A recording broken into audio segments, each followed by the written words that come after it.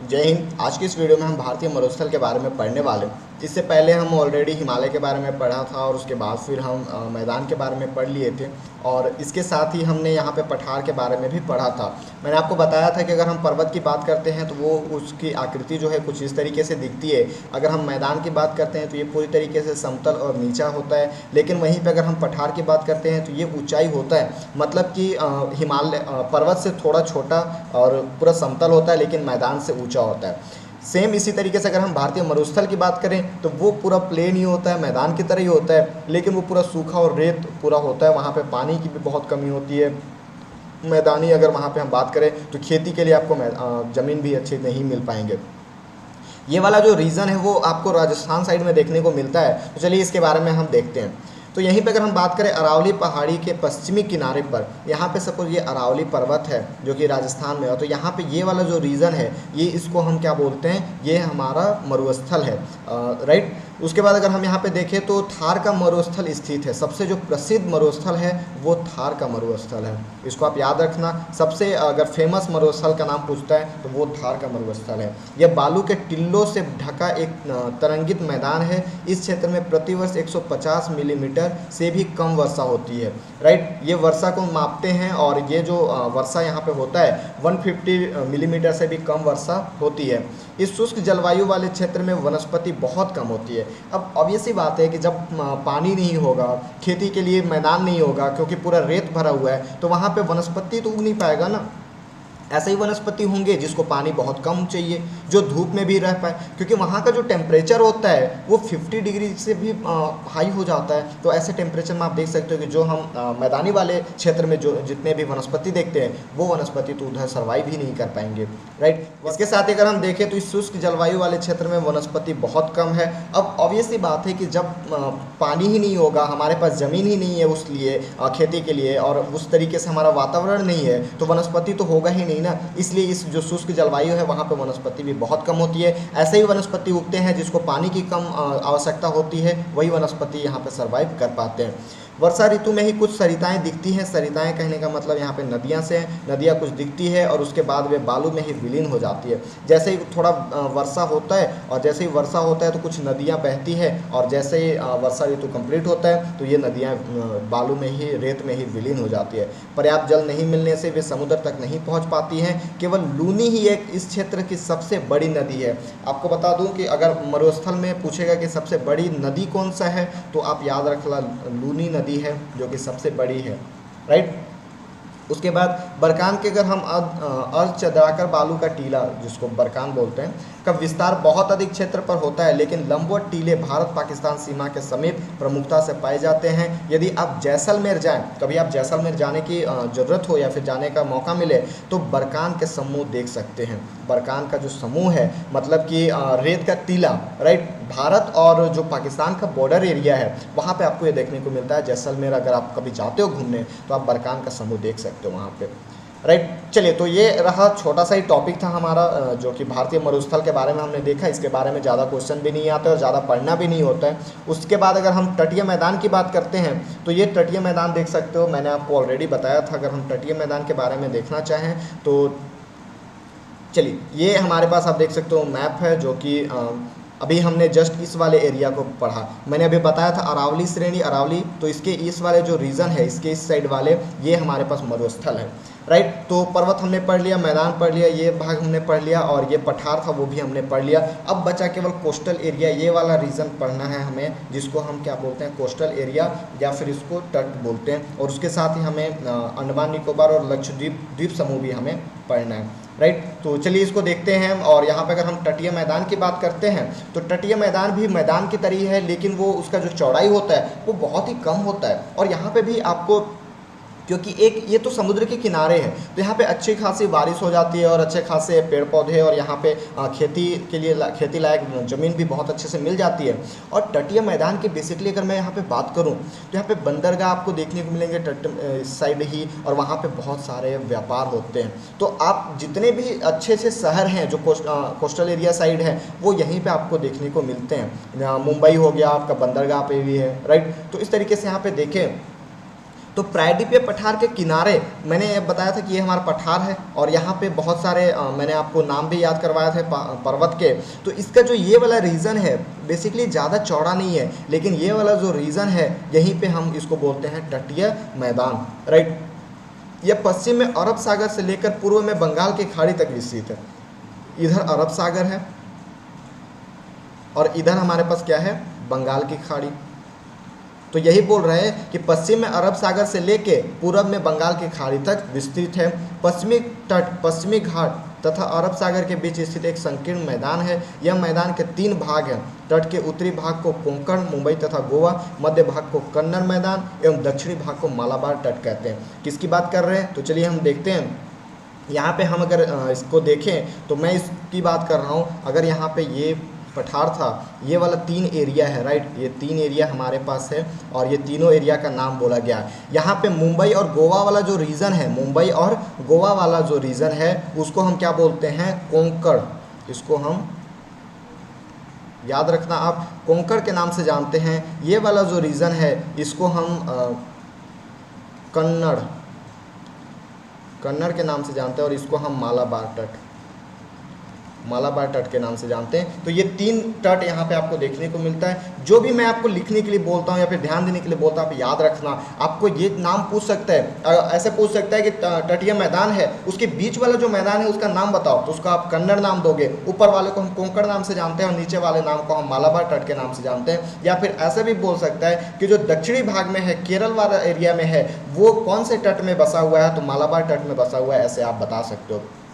उसी तरीके से अगर हम बंगाल की खाड़ी में जाते हैं, मतलब हम इस साइड वाले एरिया की अगर हम बात करते हैं, तो विस्तृत मैदान चौड़ा एवं समतल है। ये बहुत ही चौड़ा है इधर वाले की बात करें तो ये ज़्यादा चौड़ा नहीं है, ये बहुत ही कम चौड़ाई देखने को मिलता है। लेकिन वहीं हम पूर्वी भाग में अगर हम जाते हैं, बंगाल की खाड़ी वाले भाग में जाते हैं, तो ये बहुत ही चौड़ा और समतल है, राइट। उत्तरी भाग में इसे उत्तरी सरकार कहा जाता है। ये जो उत्तर वाला एरिया है ना, इसको हम उत्तरी सरकार के नाम से जानते हैं, उत्तरी सरकार के नाम से हम इसको जानते हैं। जबकि दक्षिण भाग कोरोमंडल तट के नाम से जाना जाता है। ये वाला जो दक्षिणी भाग है इसको हम कोरोमंडल नाम से जानते हैं, राइट। बड़ी नदियाँ जैसे महानदी हो गए, ये तो आपके छत्तीसगढ़ की सबसे अगर नाम चिन्हित नदी में अगर हम बात करते हैं तो महानदी हो गया। फिर उसी तरीके से गोदावरी, कृष्णा तथा कावेरी। और इससे पहले आपको याद होगा मैं बताया था कि ये जो एरिया है, इस वाले एरिया में अगर हम बात करते हैं तो ये ज़्यादा ऊंचाई पे है। तो जितनी भी नदियाँ जाती है वो इस तरीके से जाती है। तो जितने भी भले ही हम बात करें महानदी की बात करें या फिर हम उसके साथ गोदावरी की बात करें या फिर कृष्णा नदी की बात करें, सभी इसी तरीके में पूर्वी दिशा में ही सबको जाता है और बंगाल की खाड़ी में जाके मिल जाता है। उसी तरीके से अगर हम चिल्का झील पूर्वी तट पर स्थित एक महत्वपूर्ण भू लक्षण है। चिल्का झील बहुत ही नामी, आपने नाम सुना होगा। चिल्का झील भी हमें इसी साइड में मिलता है, पूर्वी साइड में भी हमें देखने को मिलता है। पूर्वी coastal area, eastern coastal area में ही देखने को हमें मिलता है।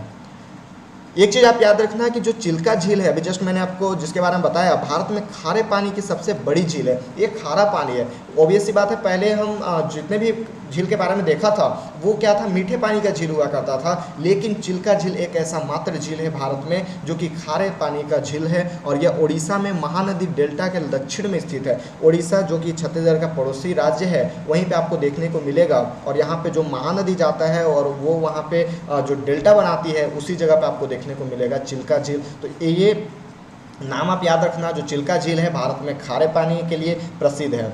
चलिए, तो अब हम कोस्टल एरिया भी देख लिए। अब हमारे पास बचा द्वीप समूह। द्वीप समूह में हम 2 द्वीप देखते हैं, एक अंडमान एवं निकोबार और दूसरा लक्षद्वीप। तो ये दोनों हमें देखना है द्वीप समूह में। ये आप देख सकते हो, द्वीप समूह ऐसा एरिया होता है जो समुद्र में ये जो महासागर है उसमें थोड़ा सा एरिया उठा हुआ होता है और उससे ही हम द्वीप समूह बोलते हैं। बहुत ही छोटा एरिया होता है, ज़्यादा बड़ा एरिया नहीं होता है। इसको हम द्वीप समूह के नाम से जानते हैं। केरल के मालाबार तट, अभी जस्ट मैंने आपको पढ़ाया था, केरल में जो निचला वाला एरिया था उसको हम क्या बोलते थे, मालाबार तट बोलते थे। ये जो एरिया था, राइट, ये जो एरिया था यहाँ पे इसको हम क्या बोलते थे, मालाबार तट बोलते थे। और ये जो केरल का मालाबार तट है, यहाँ पे सेम वही बोल रहा है कि केरल के मालाबार तट के पास स्थित लक्षद्वीप की स्थिति को ज्ञात कीजिए। तो मैंने आपको दिखाया था कि यहाँ पे अगर हम, ये इंडिया है और यहाँ पे पाकिस्तान है, तो ये इस जगह पे लक्षद्वीप है, छोटा छोटा द्वीप है। और अगर हम यहीं पर अंडमान निकोबार की बात करें तो ये आपको यहाँ पे देखने को मिलता है। द्वीपों का यह समूह छोटे प्रवाल द्वीपों से बना है। पहले इनको लकाद्वीप, मिनिकॉय तथा एमिन द्वीप के नाम से जाना जाता था।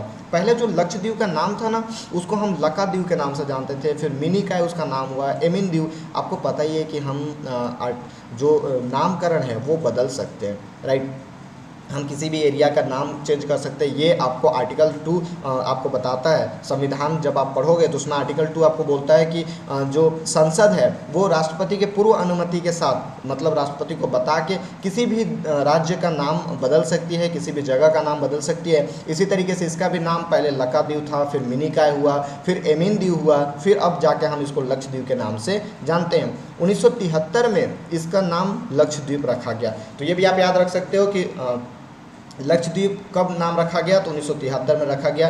यह 32 वर्ग किलोमीटर के छोटे से क्षेत्र में फैला है। मैंने आपको बताया था स्टार्टिंग में कि जो हमारा जो द्वीप होता है वो ज़्यादा बड़ा नहीं होता है, छोटा एरिया होता है। अब आप खुद समझ सकते हो यार कि 32 किलोमीटर कितना बड़ा होगा, राइट। 32 किलोमीटर तो हम ऐसे आराम से घूम लेते हैं और वो यहाँ पे देख सकते हो। लेकिन अगर हम द्वीप की बात करें तो वो बहुत ही खूबसूरत होता है।